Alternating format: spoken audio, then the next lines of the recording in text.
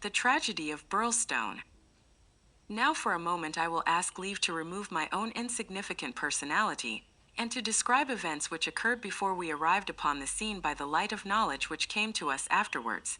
Only in this way can I make the reader appreciate the people concerned and the strange setting in which their fate was cast. The village of Birlstone is a small and very ancient cluster of half-timbered cottages on the northern border of the county of Sussex. For centuries it had remained unchanged, but within the last few years its picturesque appearance and situation have attracted a number of well-to-do residents, whose villas peep out from the woods around. These woods are locally supposed to be the extreme fringe of the great Weald forest, which thins away until it reaches the northern chalk downs. A number of small shops have come into being to meet the wants of the increased population, so there seems some prospect that Birlstone may soon grow from an ancient village into a modern town. It is the center for a considerable area of country, since Tunbridge Wells, the nearest place of importance, is 10 or 12 miles to the eastward, over the borders of Kent. About half a mile from the town, standing in an old park famous for its huge beech trees, is the ancient manor house of Birlstone. Part of this venerable building dates back to the time of the First Crusade, when Hugo de Capus built a fortalice in the center of the estate, which had been granted to him by the Red King. This was destroyed by fire in 1543, and some of its smoke-blackened cornerstones were used when, in Jacobean times, a brick country house rose upon the ruins of the feudal castle. The manor house, with its many gables and its small diamond-paned windows, was still much as the builder had left it in the early 17th century. Of the double moats which had guarded its more warlike predecessor, the outer had been allowed to dry up, and served the humble function of a kitchen garden. The inner one was still there, and lay 40 feet in breadth, though now only a few feet in depth, round the whole house. A small stream fed it and continued beyond it, so that the sheet of water, though turbid, was never ditch-like or unhealthy.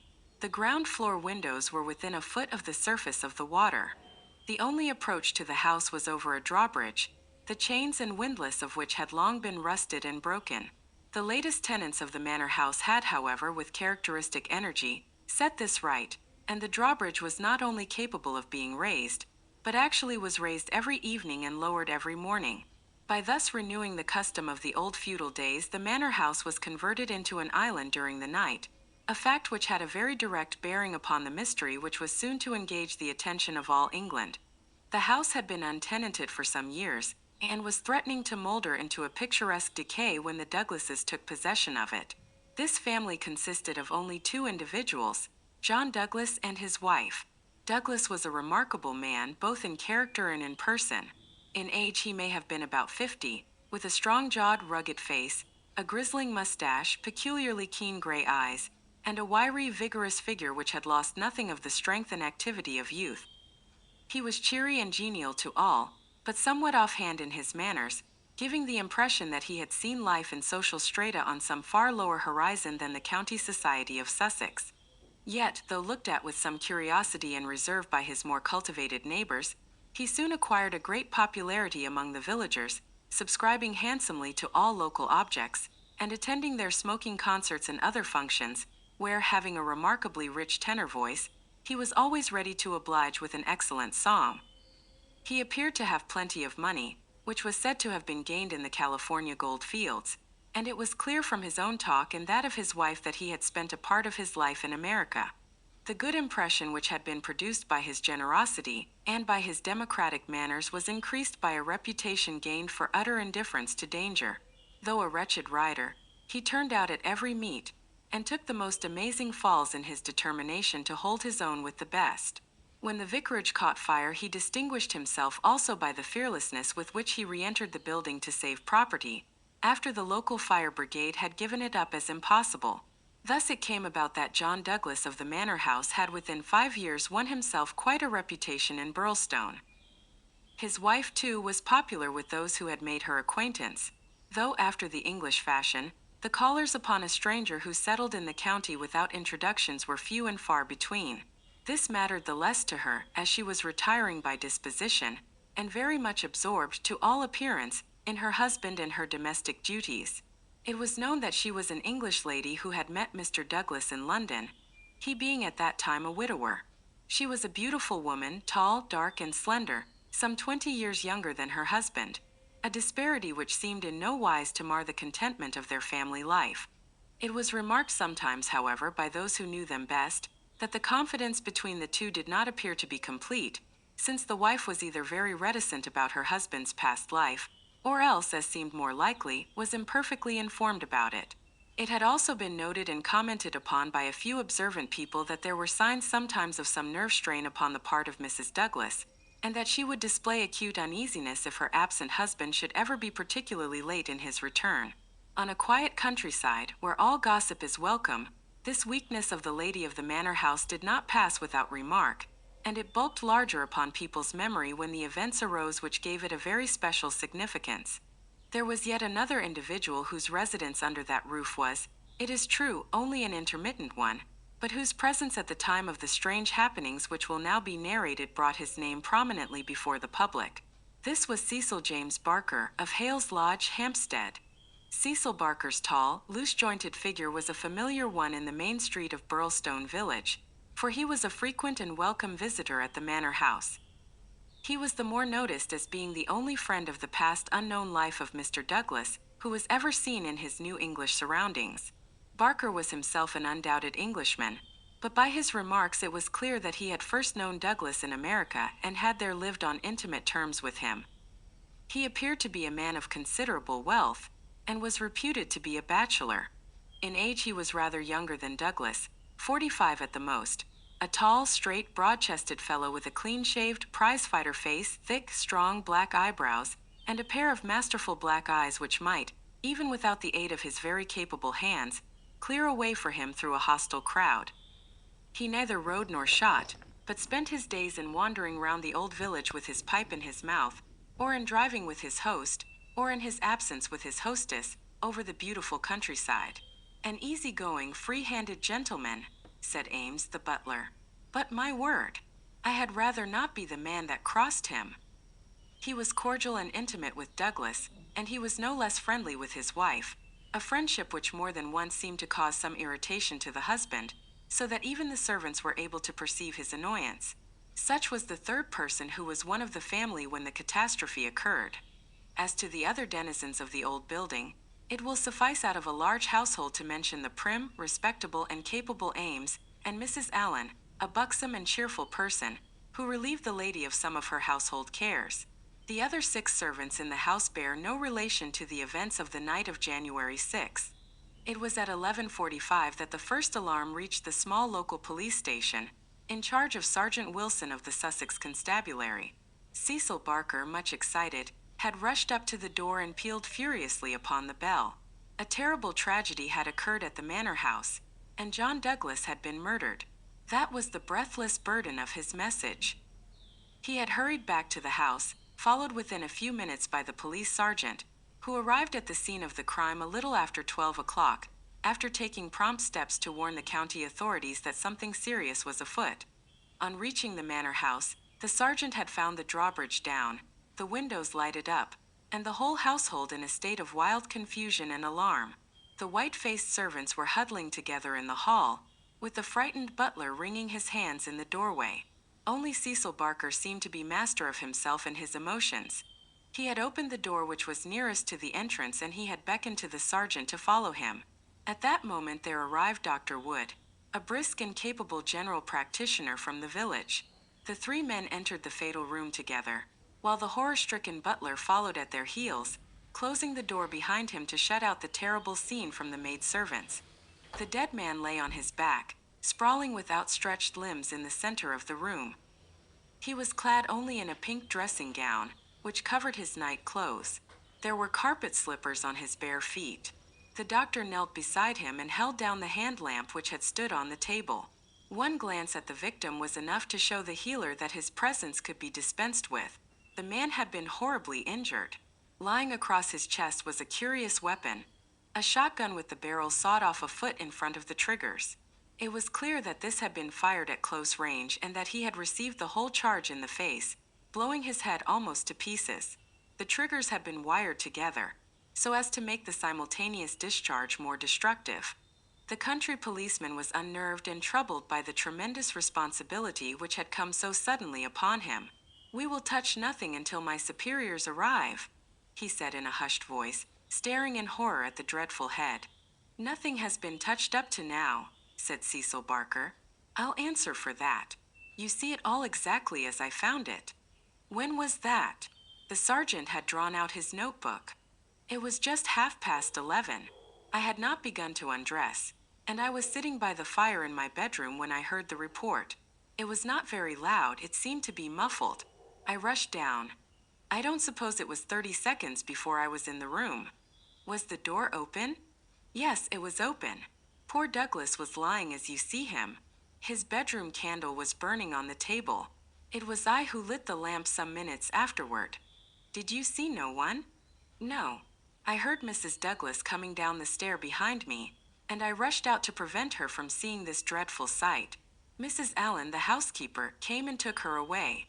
Ames had arrived, and we ran back into the room once more." "But surely I have heard that the drawbridge is kept up all night." "Yes, it was up until I lowered it." "Then how could any murderer have got away? It is out of the question. Mr. Douglas must have shot himself. That was our first idea.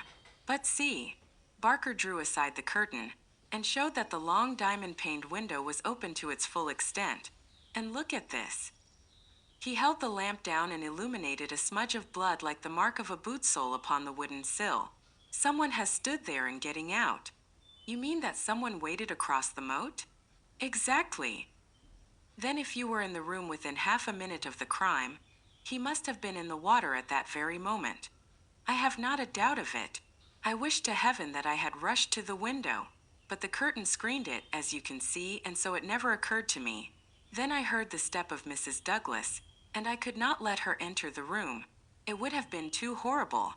"Horrible enough," said the doctor, looking at the shattered head and the terrible marks which surrounded it. "I've never seen such injuries since the Birlstone railway smash."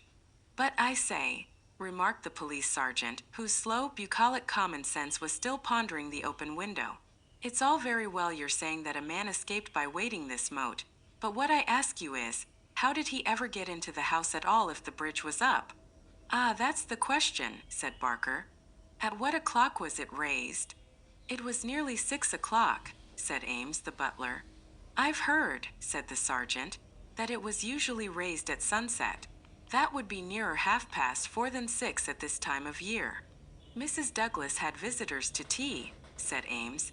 "I couldn't raise it until they went. Then I wound it up myself." "Then it comes to this," said the sergeant. "If anyone came from outside, if they did, they must have got in across the bridge before 6 and been in hiding ever since, until Mr. Douglas came into the room after 11. "That is so. Mr. Douglas went round the house every night the last thing before he turned in to see that the lights were right. That brought him in here. The man was waiting and shot him. Then he got away through the window and left his gun behind him. That's how I read it, for nothing else will fit the facts." The sergeant picked up a card which lay beside the dead man on the floor. The initials VV and under them the number 341 were rudely scrawled in ink upon it. "What's this?" he asked, holding it up. Barker looked at it with curiosity. "I never noticed it before," he said. "The murderer must have left it behind him. VV 341. I can make no sense of that." The sergeant kept turning it over in his big fingers. "What's VV? Somebody's initials, maybe. What have you got there, Dr. Wood?" It was a good-sized hammer which had been lying on the rug in front of the fireplace.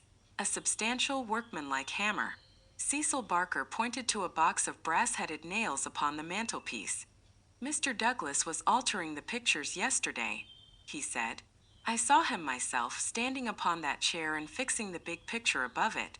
That accounts for the hammer." "We'd best put it back on the rug where we found it," said the sergeant, scratching his puzzled head in his perplexity. "It will want the best brains in the force to get to the bottom of this thing. It will be a London job before it is finished." He raised the hand lamp and walked slowly round the room. "Hello!" he cried excitedly, drawing the window curtain to one side. "What o'clock were those curtains drawn?" "When the lamps were lit," said the butler. "It would be shortly after 4. Someone had been hiding here, sure enough." He held down the light, and the marks of muddy boots were very visible in the corner. I'm bound to say this bears out your theory, Mr. Barker. It looks as if the man got into the house after 4 when the curtains were drawn, and before 6 when the bridge was raised. He slipped into this room because it was the first that he saw. There was no other place where he could hide, so he popped in behind this curtain. That all seems clear enough. It is likely that his main idea was to burgle the house, but Mr. Douglas chanced to come upon him, so he murdered him and escaped. That's how I read it, said Barker. But I say, aren't we wasting precious time? Couldn't we start out and scout the country before the fellow gets away? The sergeant considered for a moment. There are no trains before 6 in the morning, so he can't get away by rail. If he goes by road with his legs all dripping, it's odds that someone will notice him. Anyhow, I can't leave here myself until I am relieved, but I think none of you should go until we see more clearly how we all stand. The doctor had taken the lamp and was narrowly scrutinizing the body. What's this mark? He asked. Could this have any connection with the crime? The dead man's right arm was thrust out from his dressing gown and exposed as high as the elbow. About halfway up the forearm was a curious brown design, a triangle inside a circle, standing out in vivid relief upon the lard-colored skin. It's not tattooed, said the doctor, peering through his glasses. I never saw anything like it.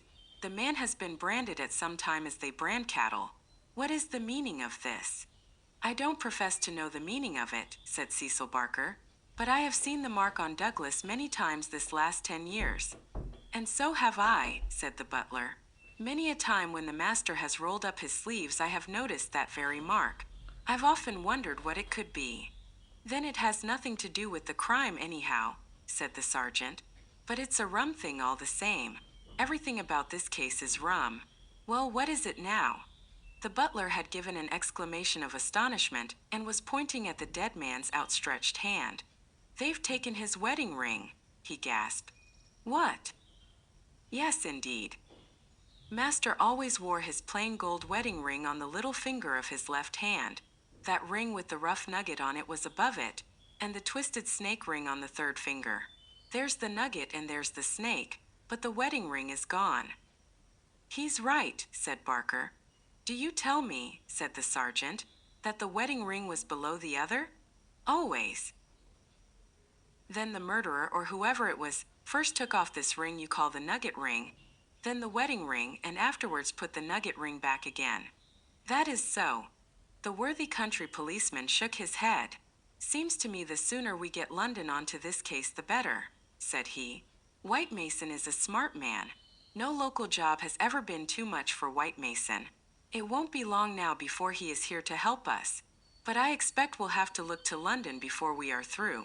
Anyhow, I'm not ashamed to say that it is a deal too thick for the likes of me.